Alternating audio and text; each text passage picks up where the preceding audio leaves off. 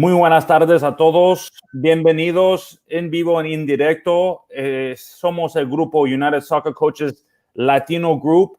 Con nosotros, señor Julio Serrano y Skye Eddy. Muy buenas tardes, Julio. ¿Qué tal estás? Muy buenas noches, Mario. Buenas noches, ¿no? De parte de acá en la costa este y la costa central del país. La verdad que estamos súper emocionados por tener a nuestra amiga Skye Eddy en el programa hoy, que nos trae mucha información sobre lo que significa y lo que pueden ser los papás en el desarrollo del fútbol, ¿no? Y lo importante que son los papás y cómo podemos nosotros incorporarlos en lo que estamos haciendo y que no lo veamos como, ¿cómo te diré? Como un problema, porque de pronto siempre decimos, ay, los papás, no quiero tocar a los papás, pero de pronto ella nos va a demostrar herramientas y cosas que nos permiten incluirlos en nuestro programa, ¿no? Que es lo más importante, ¿no, Mario? Sí, la verdad. ¿Y cómo estamos por allá, Mario, en el West Coast? ¿Cómo estamos por allá en el West Coast, Mario?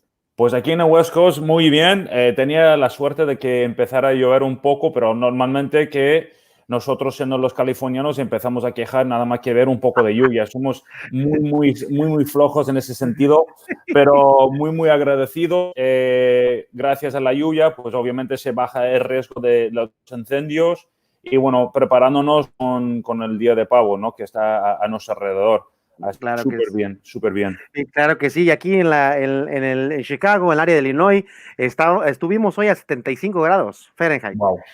Para Chicago, en noviembre, lo tomo. Es genial, excelente. Entonces, la semana esta está pintando para muy buen clima. Entonces, esperemos que podamos terminar la temporada de otoño aquí en Illinois afuera, ¿no? Porque de pronto ya se acerca el invierno, la nieve y no podemos estar afuera, pero la verdad que es excelente.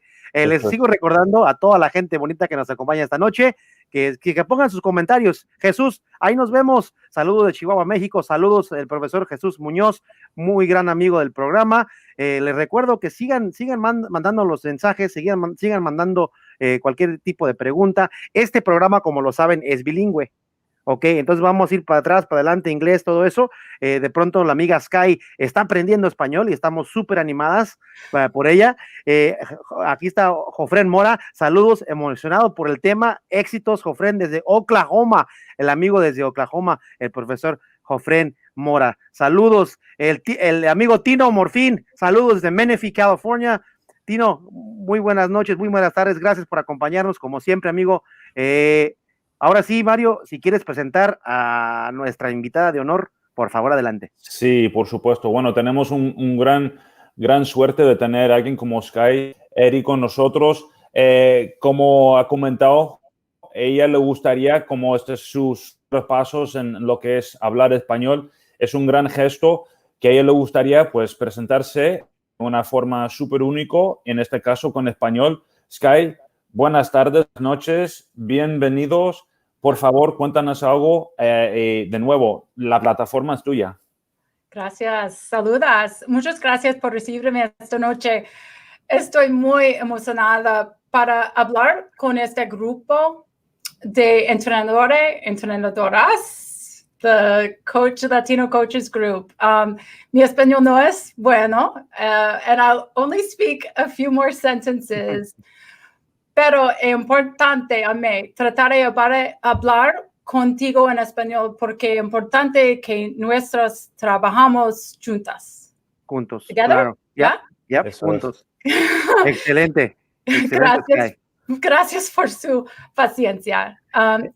Inicié soccer parenting porque quería mejorar el fútbol de jóvenes. I wanted to make youth soccer better. Estoy trabajando para ayudarle a los entrenadores a reconsiderar a la importancia de las relaciones que tienen con los padres de jugadores.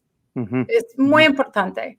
Y llegar a ayudar a los padres a entender las maneras apropiadas. Perfecto, excelente. Para ser padres de jugadores, hijos, hijas felices. ambiente más colaborativa entre los entrenadores, los padres, los clubs, clubes y jugadores es muy importante. Y,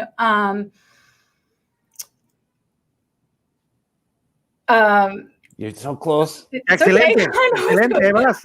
It's difficult. Los ánimo ayer las declaraciones de creencia, the soccer parenting belief statements, y nuestras declaraciones de valor, the soccer parenting value statements, para aprender más sobre nuestra misión, inspiring players by empowering parents. And we've translated those into Spanish for you. So that will be all my Spanish tonight. I hope you understood some of that. Muy excelente, bien. La verdad que Skye, muy buen trabajo. La gente nos sigue sintonizando. El profesor Oscar Alonso Vázquez desde El Salvador. Gracias, Oscar. El amigo Tino Morfín le saluda. Lo bueno es que trata de hablar español excelente.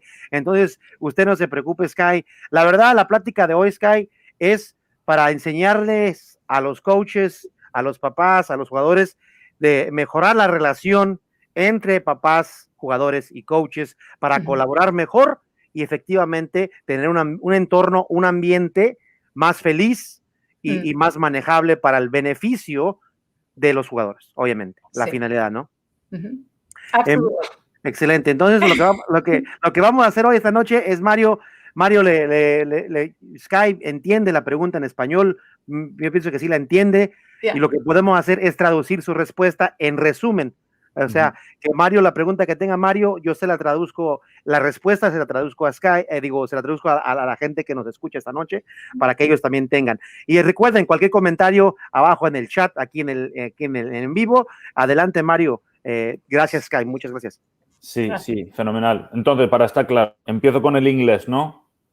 Y luego en español. Perfecto. Claro. Well, Skye, just to round it off, absolutely fantastic. I think the mere fact that there's a gesture towards beginning to communicate, I think means a lot. And I think it basically sets us up for a perfect way to begin the first segment, which is the Latino community. How did you come around to wanting to get involved with the Latino community? As obvious as it may seem, how did you actually start and say, this is something that I really want to continue to share within the community? It wasn't necessarily something that I came to, or it's always been important to me. I played in Italy, and so I understand how challenging it is not to understand the language. And also how important it is that we really all come together. And I believe that the Hispanic, the Latino, the all people in the United States that are playing soccer should be included in the work that we're doing. And of course, it's so important to make sure that we're reaching the Latino parents, Hispanic. I don't know the right term to say because it's all of the Latinx parent, whatever the right term is now. Parents, just because they're so instrumental in, as Julio was saying, in making sure that it's a positive environment that's, really supporting the player in their development. And, there's a lot for all parents and coaches to learn about that. Yeah, excelente. Básicamente le tomó interés porque su trabajo, ella jugó un tiempo, para los que no sepan, jugó en Italia, jugó un tiempo en Italia. Entonces ella reconoce lo que es la dificultad de no entender el lenguaje. Entonces obviamente quiere aportar a la comunidad latina, a la comunidad hispana, ese toque para proveerles recursos e información para que ellos puedan asistir y ayudar a empezar a colaborar y mejorar ese entorno de los jugadores, ¿no? Entonces eso es lo que la motiva más que nada y es algo que ella, su misión de mejorar esa relación, lo quiere también para apoyar a las comunidades latinas aquí en Estados Unidos. Now, Skye, having played in Italy and knowing what it's like to have those language, how do you intend on bridging that between not just your content and the written form, but obviously you're practicing this, but what is it that you think are distinguishing factors when reaching out to the Latino community? having already as a foreigner and knowing those certain elements about football that, you know, we've spoken about in the past are almost intangible, so that you can comment on in terms of that importance and that factor in want to reach the Latino community?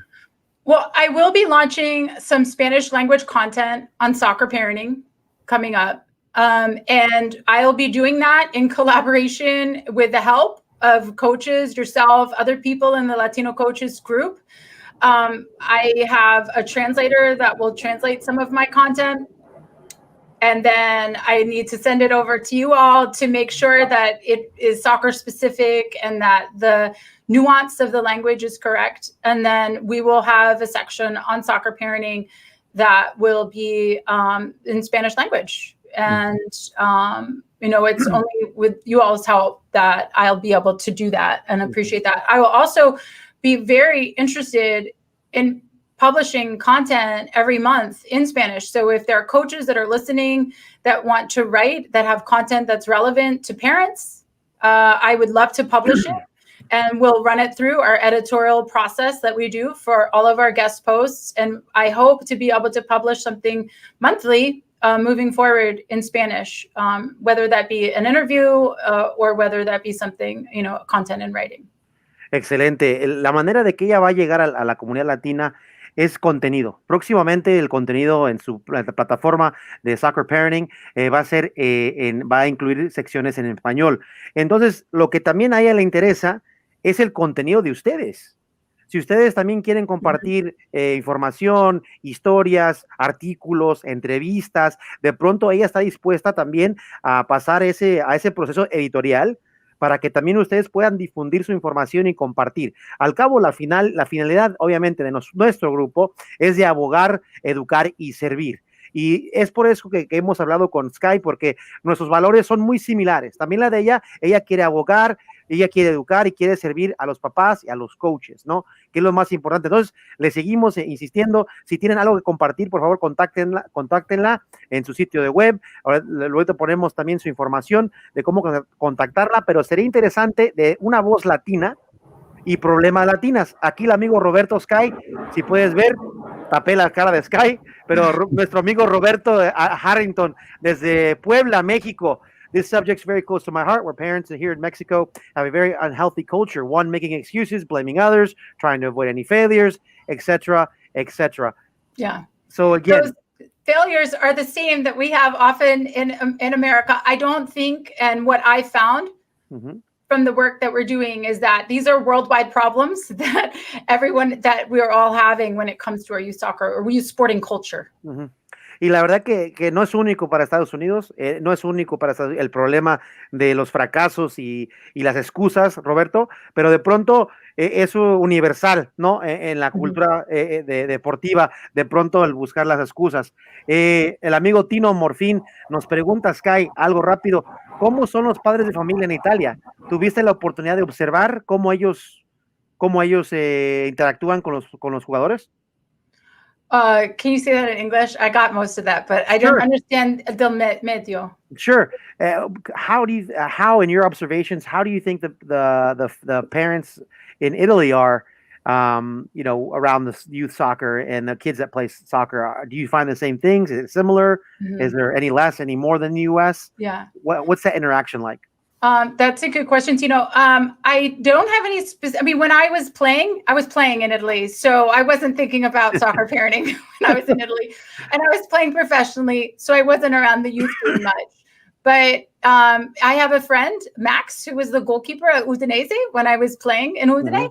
And he coaches right now at AC Milan. And he was saying in their Giovani programs that it's a very big problem as well. The parents are not allowed to come to the practice. And they do have similar problems as what the first person said about, you know, just the high level of emotion of the parents about the performance of their child. Sí, básicamente ella cuando estuvo jugando en Udinese no mucho tiempo de coach, pero jugó profesionalmente. Entonces, ella tuvo la experiencia, pero tiene un compañero que jugó de portero en el primer equipo de varonil, que ahora trabaja en AC Milan. Entonces, de pronto, él está diciendo que el problema existe y en su programa juveniles no permiten padres. No permiten pares. Entonces, at games, yes, but not at practice. Sí, en los juegos sí permiten, pero en los entrenamientos no los permiten. Gracias por el apoyo, Oscar, a usted, gracias a usted. Mario, seguimos adelante. Sí. You said a really important word that I wanted to just briefly touch base on before we actually start getting to some of the issues, which is that inclusivity. What does inclusivity mean to you, and why is it so important? Yeah. Well, I think, we're faced right now as a nation with so many stresses when it comes to, just our awareness of equity and inclusion issues that we're struggling with. And what I believe, Julio, is that soccer is so uniquely positioned in such a special way to be able to bring us together. For me, growing up, I grew up in a very diverse community, very economically diverse community, but I would not have had friends that were Black and brown if it weren't for soccer. And that to me was such a bridge to understanding other cultures. And I think that that's what soccer uniquely gives us right now, the ability to bring communities together. And so when I think of inclusion and the work that we're doing with soccer parenting, that's extremely important to me.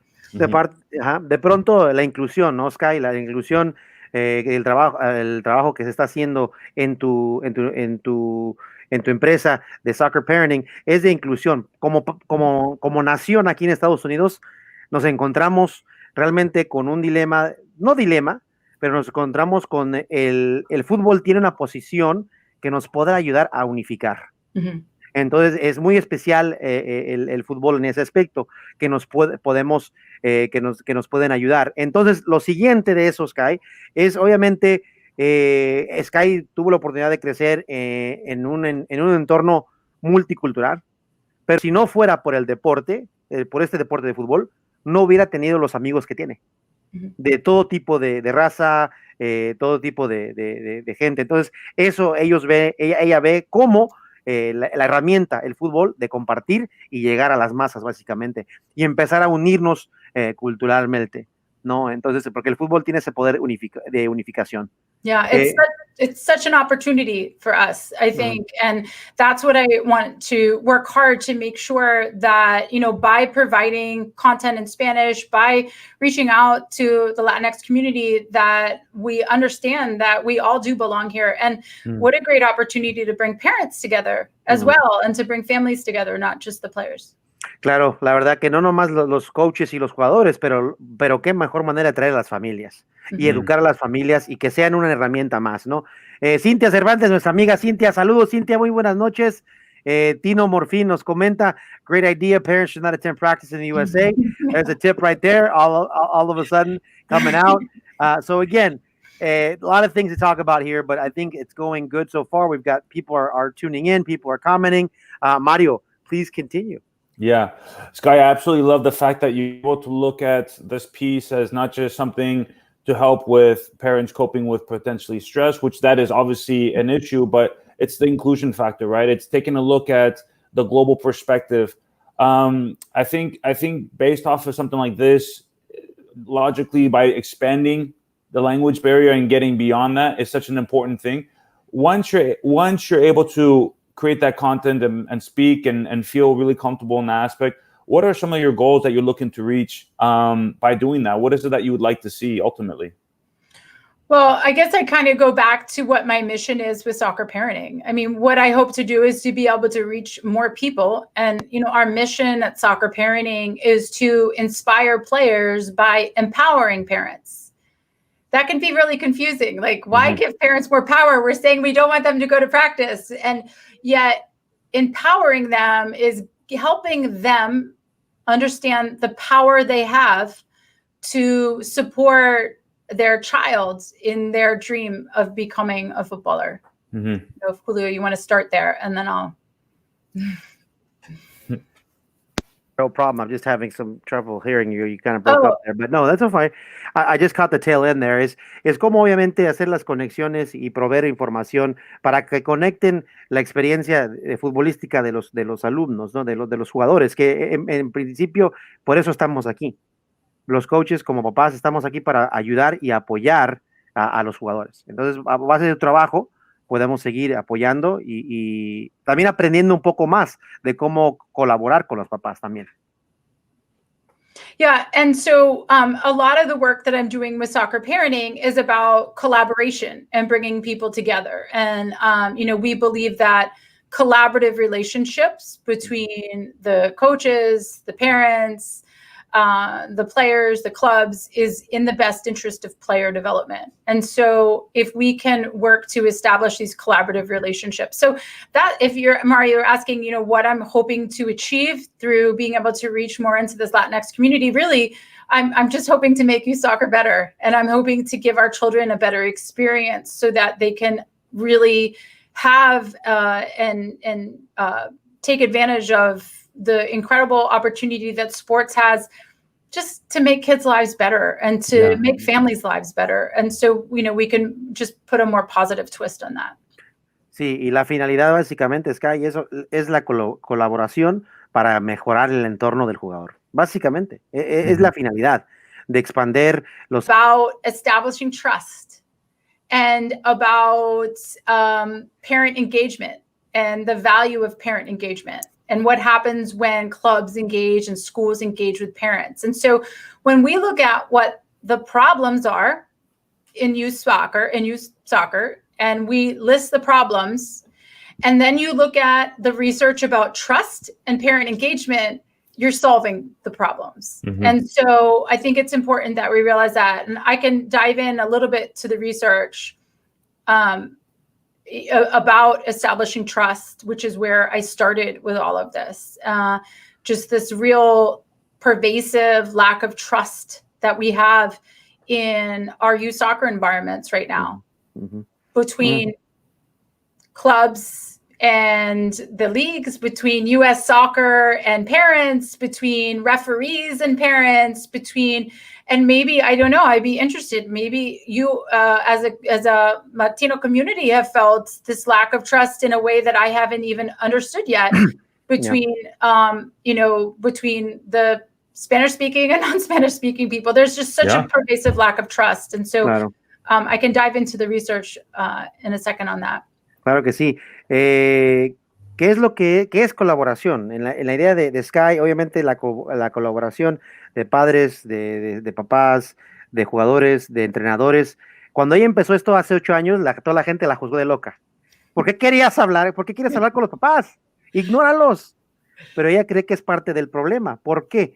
Porque ignorarlos crea esa falta de confianza, que de pronto eso es lo que producen los problemas. Entonces queremos, a base de la investigación que se han hecho muchas investigaciones y de pronto ella va a compartir con nosotros un poco de los datos, ¿no? de investigación, que si tú logras la confianza, si tú logras la colaboración de los padres, ya sea en un entorno escolar, académico o un entorno futbolístico deportivo, se unifican los criterios y es mejor el trabajo.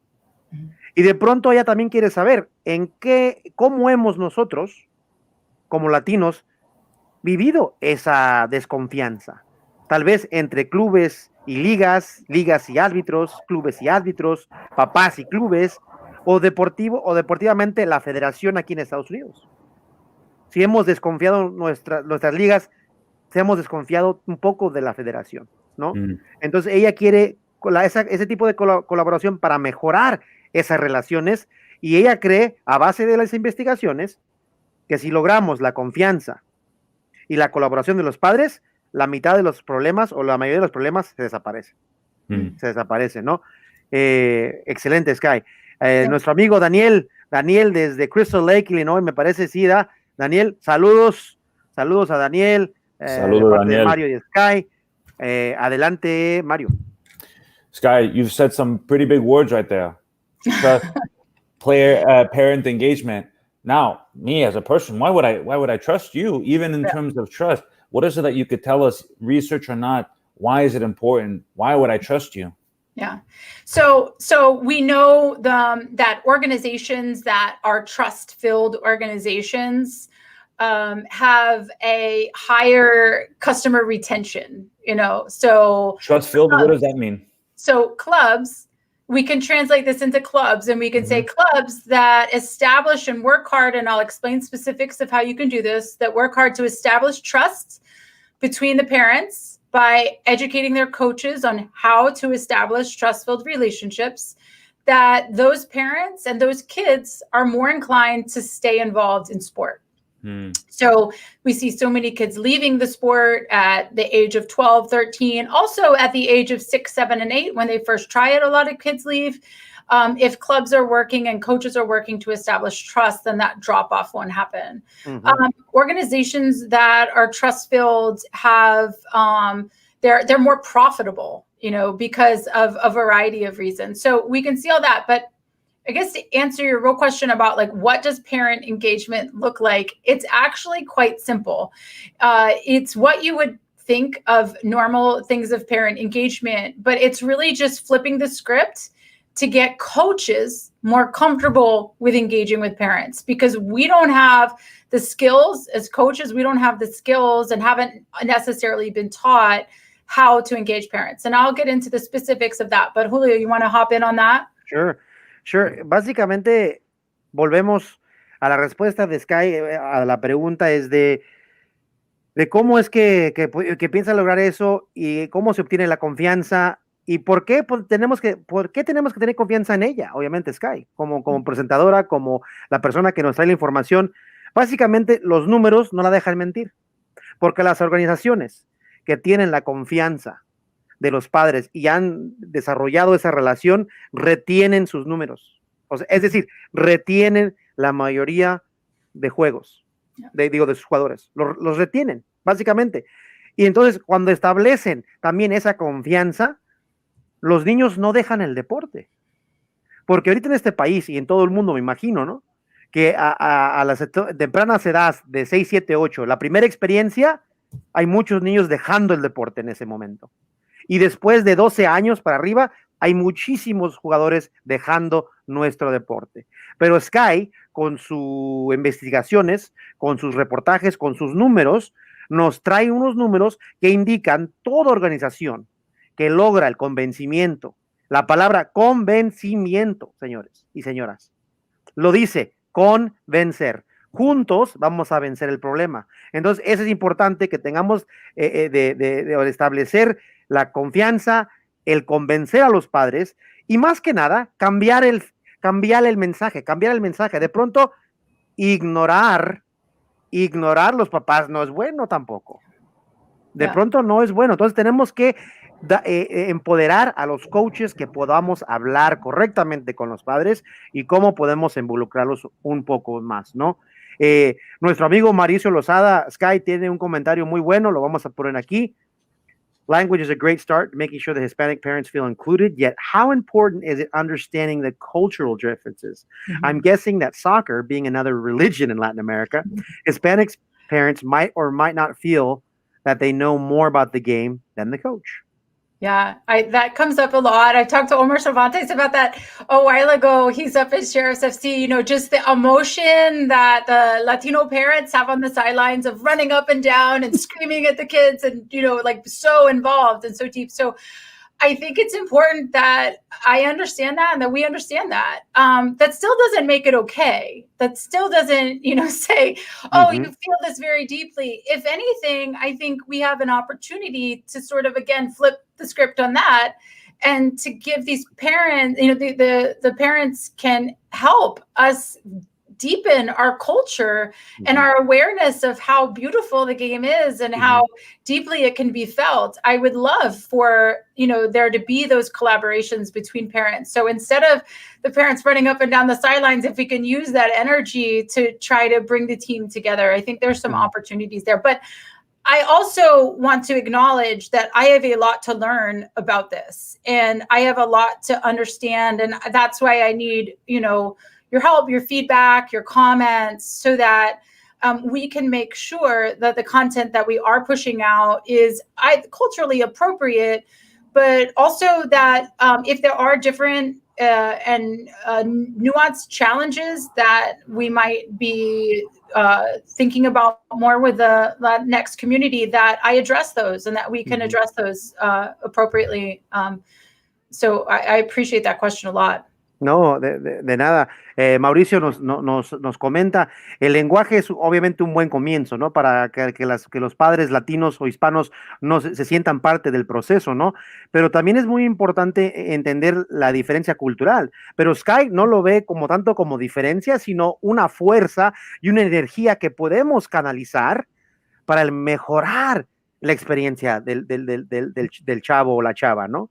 Entonces es importante saber, sí, todos lo conocemos, los papás latinos en la banda, gritando, corriendo de lado a lado, echando porra, de pronto no excusa alguno de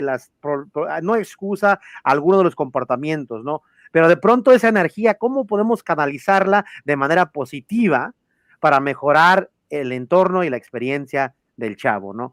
O la chava? Y eso es lo importante de conocer. Y también, ojo, aclara que ella también por eso está aquí, porque también quiere aprender de nosotros y quiere también tomarnos en cuenta. Ser tomados en cuenta es lo más valioso que podamos tener, y nos quiere tomar en cuenta para que ella también produzca contenido de importancia a nosotros. Yeah. De pronto, y qué nos afecta en nuestro entorno, ¿verdad? Y como latinos o hispanos, la verdad que podemos cambiar, como comenta Skye, podemos cambiar la cultura futbolística en este país de forma positiva. Yeah. Y hacerla más rica, los latinos. Tenemos ese poder. Entonces, canalizar esa energía para positividad y mejorar la experiencia, obviamente. Yeah. A lot of the research that I present on also is about sense of community theory and how important it is to establish a strong sense of community to player retention and to kids developing to their highest potential. And I think that one of my favorite memories of playing growing up was in college, playing in a men's league where I was like the only female in the league, and I was the goalkeeper for this team of international students, graduate students at UMass. And it was amazing. It was this international event. And after every game, people would bring food and we'd sit out for 2 hours. And like, I would love to bring this sense. And so I speak about the importance of sense of community theory. And I think, again, that this is an opportunity that the Latino community can really, really help support establishing a stronger sense of community in our youth football and culture. Uh-huh. Y uno de los temas o una de las herramientas que ella usa, uno de los estudios o teorías, que es la teoría de la comunidad o el sentido de comunidad. Entonces ella cree es donde la comunidad latina puede apoyar y aportar muchísima información para mejorar el desarrollo futbolístico de los jóvenes. Entonces eso también es parte de valorar, ¿no? Las experiencias latinas son muy importantes y pues obviamente queremos seguir la colaboración para eso, ¿no? Seguir mejorando y a base de las teorías que ella ha estudiado o las que va a demostrar en su plataforma, son para empezar a cultivar esas relaciones con los papás, ¿no? Mm-hmm. And here's a great question from our friend Robert in Mexico City. He applauds you for being focused purely on the importance of this area and also agrees that trust is vital, but the cultural differences are very difficult. Above all, the cultural perception that parents are the coach's bosses. Asking parents to follow a code of conduct is a problem when they believe that the coach has no right to tell them what to do. Yeah. Yeah. No, we hear that a lot. And so this is the foundation of establishing trust. And we need to acknowledge that there are a lot of coaches that don't know what they're doing and that are doing things wrong. And so this sense of lack of trust we have is oftentimes for good reason, but not always. And so we then layer in all of the stress that parents feel about their child and us wanting our children to do well and perform well, and how deep we feel when it's our children. So I think we need to restructure and sort of clubs need to engage with parents to really establish trust. But there's reasons why that's happening. And there's reasons why there's ways to establish trust. And things that I talk to clubs and to coaches about are things about like the really importance of providing systematic feedback for club level players. You can't expect these kids to come and not provide regular systematic feedback that happens 2-3 times during the course of a year. That has to happen. We have to talk straight to kids. So if they're not getting as much playing time, we can't ignore that. We need to talk to them and tell them why and give them clarity on how they can improve that. Or if we make a mistake as a coach, we need to I've talked to coaches who forget to put a player in the second half, or let's say a coach that gets ejected from a game for a red card violation. They need to take responsibility for that. And as coaches do things like that, then we're establishing trust. And then the issue that this person raised about, the parents wanting to take control, the parents feeling like they're the boss of the coach because they're paying, there's this really imbalance of power. And as we're working on these specific things, and I have about 18 steps to establishing trust in the coach-parent relationship, once we really implement those, then that imbalance of power will have, be clear. Because I talk to coaches, and coaches feel parents have all the power because they can make their life miserable. They can get you fired. They can be crazy and take over a lot of your time and be emotionally draining. And I talk to parents, and parents feel like coaches have all the power because coaches can make their child's life miserable. They can make the team or not, playing time or not. So we need to talk about this confusion around power, and we need to establish really clear guidelines for that relationship to be productive. And to be clear, this is working in many clubs across the country who are implementing these programs. So it's not like this is just, oh, wouldn't this be great? We need to do this. Like there are clubs that are implementing and our soccer parenting club members that are really changing the way they're interacting with parents, and the benefit is the players. Claro, y para responderle a Roberto, básicamente, sí, la diferencia cultural es difícil de pronto, ¿no? También porque en las comunidades latinas de pronto los papás sienten dueños del equipo o patrones de los coaches, que la verdad y la desconfianza es tremenda, pero debemos como coaches reconocer que probablemente hay algunos de nosotros que no sabemos lo que estamos haciendo. Y por eso que se crea la desconfianza. Entonces tenemos que aceptar eso, que de pronto hay una gran mayoría que no está haciendo las cosas mal, pero también hay una fracción de nuestros coaches que no estamos haciendo las cosas bien, como debe de ser. Un ejemplo que nos dio Skye es la retroalimentación para jugadores. 2-3 veces al año. ¿Cuántos de nosotros damos evaluaciones a nuestros jugadores? Una vez, todo el año. Eso no es suficiente para los papás, no es suficiente para los jugadores. 2-3 veces mínimo por año, y debe ser sistemáticamente la comunicación y la retroalimentación. Hablar con la verdad. De pronto, si cometemos un error, aceptar nuestro error, disculparnos. De pronto, si el niño tiene una pregunta o el papá tiene una pregunta válida, profe, ¿por qué no juego? Hablar con la verdad. Bueno, mira, no juegas por esto, hay que mejorar esto. La retroalimentación. Entonces, así vamos sucesivamente creando credibilidad, creando esa confianza, y también de pronto tomar responsabilidad en nuestro comportamiento como entrenador. ¿Estamos nosotros reflejando el comportamiento que queremos? Algo que pensar. Su programa tiene 18 pasos. Después de los 18 pasos se empieza a formar, ese balance empieza a cambiar. Sí, hay una percepción de poder, de balance de poder inclinado hacia los padres. Hay una percepción, pero si te das cuenta, si hablas con los coaches piensan que los padres tienen el poder y los padres piensan que los coaches tienen el poder, ¿verdad? Entonces tenemos que anivelar esa balanza, y lo importante resaltar es que de pronto en este país su programa está funcionando. Hay clubes en todo el país que están usando su sistema y sus procedimientos y está funcionando. Están creando un entorno mejor para sus alumnos, para sus jugadores, para sus coaches y también para sus papás. Skye, you had spoken about obviously the trust and the parent engagement and the importance of trust. Can you describe to us why that's important? Why is it important for a coach to be able to say, you know what, I messed up? Or why is it important for a club, obviously in terms of retention and let's say on an economical level, but why is it that there's trickling effect? But most importantly, why is it that it's important to have trust when it's so counterintuitive to what we've kind of grown up with? Why is it that we haven't, really adopted that up until really now? Yeah. I think there's a lot of reasons for that. I think part of this is because our coaching culture has improved.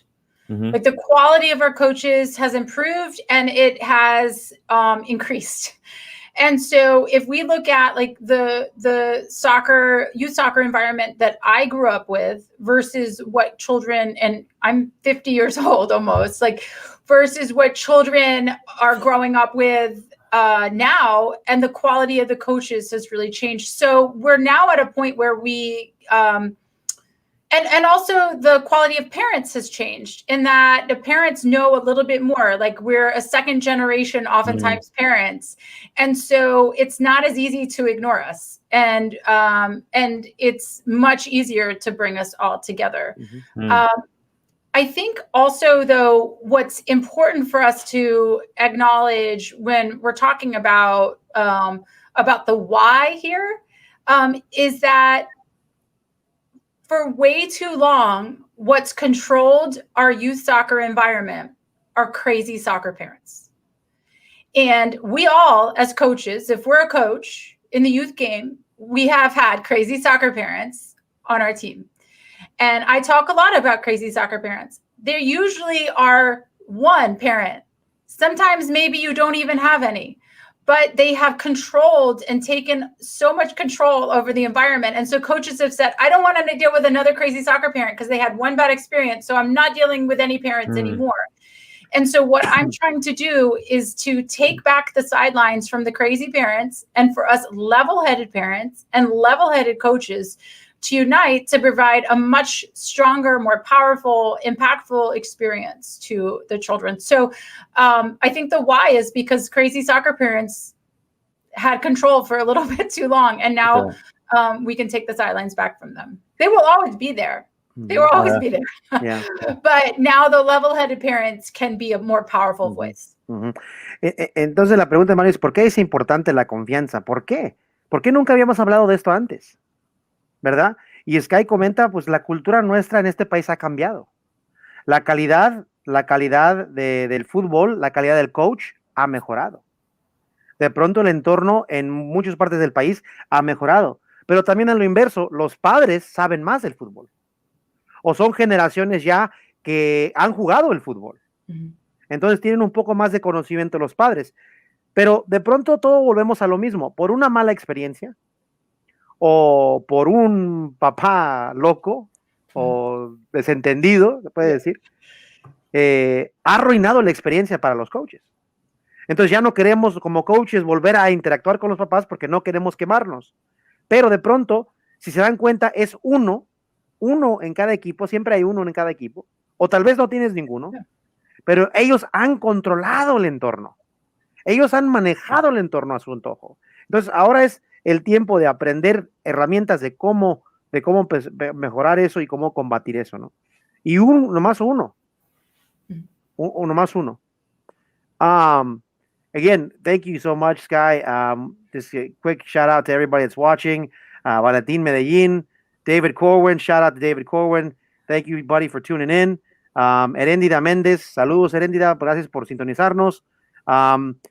We've got time just for a little bit. We got about 5 minutes left, Skye. 5 minutes left. Yeah. And then we've got a great question from Mauricio Lozada. If you could help us with this, can you share some examples of clubs that have adopted your methodology? And is there any success story, maybe because, I don't know, maybe you have also a client agreement, non-disclosure. We respect that. But can you give us the area and then where they found the success? Yeah. So you can go to soccerparenting.com and you can see the list of all of our club members. Some of them have implemented this programming really, really well. Some of them have done okay. What this really comes down to is club leadership. So who the directors of coaching are, what their beliefs are. When I started Soccer Parenting, I thought that I would be educating parents, right? You think that's what I do. But really I spend the vast majority of my time is educating coaches. And so the clubs, if I could say, like, what is a, like a best practice of a club that's done well, is that they have really, the directors of coaching have been very, very sincere to the coaches about how important engaging parents is. Clubs that are doing things really, really well have very open communications, have clear boundaries. This is okay to talk to a parent about a coach about this. It's not okay to talk to a coach about this. Like, we open the door to conversations about your child's level of inspiration. We open the door to conversations about if you have a legitimate question, like you don't understand offsides, the coach explain it to you? Offside, can the coach explain it to you? Those types of things are okay. So coaches that have clarified, or clubs that have clarified the boundaries for parents and for coaches, and have been really outward about that. And then I would say the other best practice that I see from these clubs is this regular feedback. Is systematic, proper feedback that is hard and asks a lot of the coaches. I have a team now. I have to do my feedback for the end of the season. It will take me probably 3 hours to do at least. And, it's a lot of time, but it's really, really important. So clubs that are implementing systematic feedbacks. And the other really stressful thing that we see with clubs is tryouts. And so clubs that are putting in better programs, and I've talked a lot and have a few webinars about tryouts and the best practices for clubs to hold tryouts. That's another area of really positive improvement that clubs can use. I work for the Richmond Strikers here in Richmond, Virginia. I'm really, really proud of the work that they're doing in this space. They are a Soccer Parenting Club partner. But I'll also say that what this really comes down to is the quality, like I said, of the leadership. It's not like they're doing everything I'm saying. I don't interact with them that much. Really, what they're doing is just being quality people that are putting the kids first and are being willing to communicate and be honest with parents. Y básicamente nos comparte otra vez Skye herramientas que podemos hacer nosotros como entrenadores, como coaches, como clubes para mejorar esa relación. Y básicamente ella comienza con la comunicación abierta y establecer normas en las preguntas que se pueden y las que no se pueden hacer. Y establecer de un principio ese tipo de comunicación, establecer las normas de comunicación. Por ejemplo, si es la experiencia del hijo, tiempo del hijo, entrenamiento, es abierta la comunicación. Se puede comunicar, obviamente, con respeto, ¿verdad? Y siguiendo las normas que ha establecido el club. Otra cosa es el simple hecho de la retroalimentación. Ella nos dio un ejemplo que ella trabaja con Richmond Strikers y ella también tiene que preparar, le va a tomar 3 horas para terminar la retroalimentación para sus jugadores, pero ella cree que es una parte clave y esencial para que ellos empiecen a establecer ese tipo de confianza en ella, ¿no? Como entrenadora y como el club. Y otra cosa también de mejorar son las visorías o los famosos tryouts. De pronto eso es muy estresante. Y de repente damos cavidad a crear un poco de desconfianza. Tenemos que ser más abiertos con eso, de buscar la forma de establecer otra mejor norma de visoría o de tryouts. Y ella da el ejemplo de su propio club de Richmond Strikers, que está haciendo un buen trabajo. Y simplemente no es tanto la magia, es personas buenas poniendo primero a los alumnos, primero a los estudiantes, primero a los jugadores, y involucrando a los papás. Son cosas simples, ¿no? Se hablan simples. De repente puede ser un poco más difícil, pero son cosas que realmente son fácil de conceptualizar, ¿no? De pronto. Mario, ya estamos casi al pie del cañón a terminar la transmisión. Muy exitoso, la verdad, la gente sigue sintonizando, sigue comentando. Adelante, Mario. You know, Skye, just as we're finishing up, we've touched base on so many things, but I know there's so much more to go. I would just like to give an opportunity to first say how much admiration I have for the work that you're doing as a coach, but I like the fact that you're looking at yourself as an ambassador for the game of soccer in this country and touching base on an important factor. I'd like to leave you off with a great opportunity to just send a last message in terms of what your mission and vision is, but most importantly, what this means to you as a human being and as an ambassador in the game of football here in this country. Yeah, thank you. So really all of the work that I'm doing, as I said from the beginning, is to make youth soccer better. This game has given me so much and brought me so many opportunities that as my kids were coming up in the game, I just saw the unique opportunity we had to provide a better experience to players and to families if we can figure this out and really work to engage parents. So I really do believe, and at Soccer Parenting, we do believe that collaborative relationships between parents, clubs, coaches, and players is really in the best interest of player development. And I welcome any contacts from people that are listening. I really, really hope that this can be the start of something really important and that's long overdue, to try to bring this content in Spanish language to the coaches and to the clubs who also are trying to serve the Spanish communities or the Latin communities in their areas, and they just don't have this content available yet. So I really am looking forward to being able to support clubs with that as well. Thank you. Excelente. Por último, Skye, como embajadora de nuestro deporte, como embajadora del deporte juvenil, obviamente ella empezó para mejorar el fútbol juvenil en este país. Esa es su misión, de mejorar la experiencia, mejorar la relación colaborativa de los clubes, de los coaches, de los papás, simplemente para dar un entorno mejor. La verdad, es simple, es simple. Mejorar el entorno, mejorar la relación colaborativa, y ella ve en nuestra comunidad una gran herramienta, un gran apoyo, y obviamente busca de nosotros también la colaboración de nosotros para hablar de nuestros papás y nuestras experiencias de nuestros papás, que podemos ayudarle a uno y a cada uno de nosotros y de ustedes que tienen sus propias experiencias tremendas en sus propios clubes y sus propias áreas, ¿no? De pronto, ya por último, César, muchas gracias desde Panamá. Como puedes ver, Skye, tenemos mucha gente de todo el mundo que nos sintoniza. Estamos muy agradecidos con todos. Nuestro amigo Alonso Ortega de la Ciudad de México, muy buena información para mejorar nuestro deporte, Skye, muchas gracias. Roberto Harrington de El Inglés en México, es el inglés más mexicano que yo conozco, Roberto Harrington, gracias. Great positive message on how to work with parents. Y obviamente nuestra amiga Herendia Méndez desde North Carolina, un saludo para Herendia y su club. La verdad que muy agradable la charla. Mario, por último. Again, thank you so much, Skye. Julio, thank you so much for joining us. Please tune for our next episode of Monday Night Live. But most importantly, please take a second, a minute, an hour to check out soccerparenting.com. We are with Skye Eddy. I thank you so much again for this absolutely fantastic evening, and we look forward to our next visit.